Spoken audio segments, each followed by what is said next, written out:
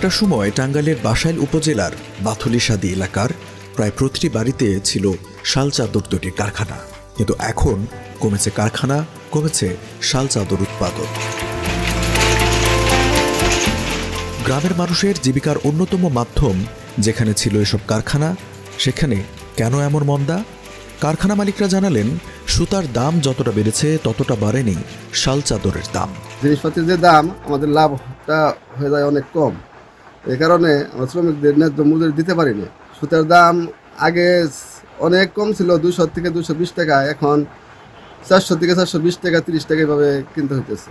6 মাস চলে, 6 মাস সব থাকি।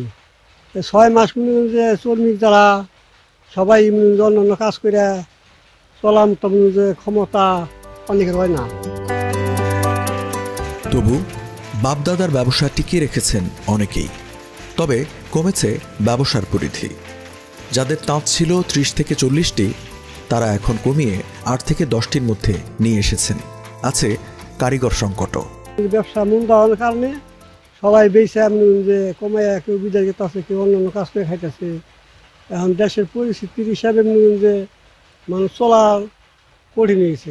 মজুরি কাজে আগের মতো নেই, আর জিনিসপাতির যে দাম তাতে মজুরিতে খরচ বেশি, ওইরকম ভাবে আর কি চলুন যায়, আর কি কষ্ট মষ্ট করে কাজ করুন নাকি তেমন সুবিধা না। জিনিসপাতির সব জিনিসের দাম বেশি না, খরচ বেশি হয়ে যায়। আগের সাথে তো পারিশ্রমিক জিনিসের দাম তো ধীরে ধীরে, ন্যায্য মূল্যের দাম ধীরে ধীরে বাড়ে, আমাদের পারিশ্রমিক তো এইভাবে বাড়ে না।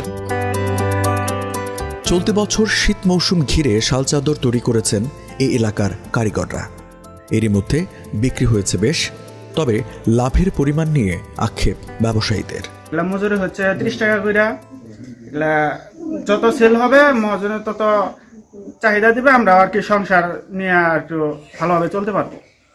আমাদের বেতনটা একটু বেশি হবে, আগের থেকে তুলনায় কাজ বাড়ছে। গতবার এগুলো ব্যবসা খুব একটা ভালো ছিল না, শীত ছিল না, তো বেচা কিনে করতে পারে নাই, কিন্তু এবার আলহামদুলিল্লাহ ব্যবসা খুবই ভালো। একটা চাদরে এগুলা আধা ঘন্টা করে সময় লাগে, 30 মিনিট। বাহিরে টুকটাক কিছু যায়, তো ওইরকম এখনো কোনো কেউ ওইভাবে ব্যবস্থা নেয় নাই। তবে সারা বাংলাদেশে আমাদের ওই চলে, তো দক্ষিণাঞ্চলে মালগুলো বেশি যায় আর কি, চিটাগাং সাইড বা ওই যে আপনার ওই বাগেরহাট বা দক্ষিণাঞ্চলে এই চাদরগুলো বেশি যায় সর্বোচ্চ।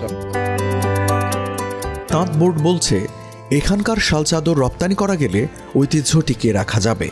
দেখছি তাদের আমরা সমিতি পরিদর্শন করছি, তারা নিজেদের মতো করে চেষ্টা করছে, পাশাপাশি আমরা যতটুকু আমাদের পক্ষ থেকে করার তাদের জন্য আমরা করার চেষ্টা করছি বাংলাদেশ তাঁত বোর্ডের পক্ষ থেকে।